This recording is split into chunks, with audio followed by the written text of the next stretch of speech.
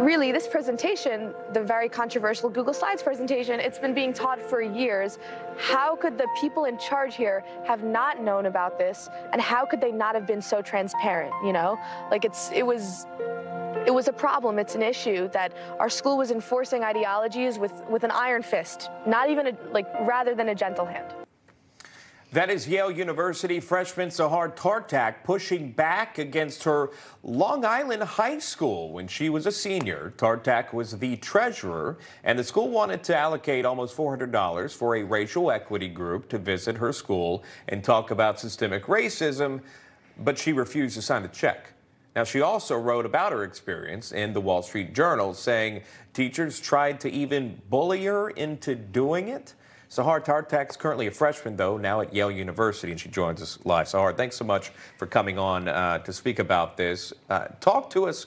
What happened at your school? Take us back to that moment. Sure. So I was serving as treasurer of my student government, which meant that I had the power of the purse. And my school requested that we use student government funds to cover a school-wide assembly about systemic racism.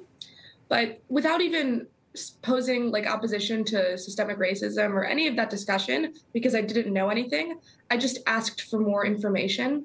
And then at my next student government meeting, the adults in charge bullied and berated me under the instruction of the school administration. Did you eventually have to write that check? No, I refused to sign. Did that course eventually take place? Was there a session? Yeah, the presentation still happened, but I can't say I know what funded it. I just know it wasn't us. What kind of bullying did you experience? Sure. So basically at our next student government meeting, which happened over Zoom, so at the dining room table that I'm at right now for my parents to overhear, my teachers basically posed a lot of threatening and accusatory questions, and also brought in one of my current social studies teachers who had control over my grades. And I could list some of the just comments that were made, oh, Sahar, would you have also opposed a presentation given by a Holocaust survivor? My grandfather is a Holocaust survivor, so obviously that's a really heavy rhetorical question. Or, Sahar, do you think slavery is debatable? And a lot of comments about me making the school look bad by my questioning. And again, I want to reiterate that I wasn't taking a stance on these issues, nor do I really want to right now because I don't know enough about it. And I'm continuing to learn more, but humility is important, but inquiry is also important. So those two things are just kind of how I wanted to navigate things, and I really wasn't supposed to, according to them. Let me play the other side. Why were you opposed to signing that check? Oh, because I at the very least understood that discussions about race are hugely controversial, and I wanted to know what angle would be presented to the student body. So what were your concerns that could be presented to the student body? Maybe an example. Oh, there are so many different ways that this can happen. So on one hand, you could have a group that's not too far right, and then that would dissatisfy students who are left of the group. So maybe a group that doesn't claim that America is systemically racist, and then that's going to bother a whole lot of people. Or you could have a group that's too far left and stands in strong opposition to the police and says that America is foundationally racist, and that's going to bother a lot of people. At the end of the day, I think that our school ought to remain nonpartisan in their stances, and it's very hard to do that nowadays when we decide that we want to present a discussion about race to students and just ask them to accept what's in front of them. We all have different angles on this issue. Nobody can be satisfied. So bottom line is you thought it would be too divisive. At least you thought the potential of divisiveness was there. You weren't ready for that. Would that be a fair assessment? Sure. And again, I wanted more information. Yeah. Your father, I know, weighed in on this situation. I think we have that sound. Let me play that for the viewer, and then I'll get your comment.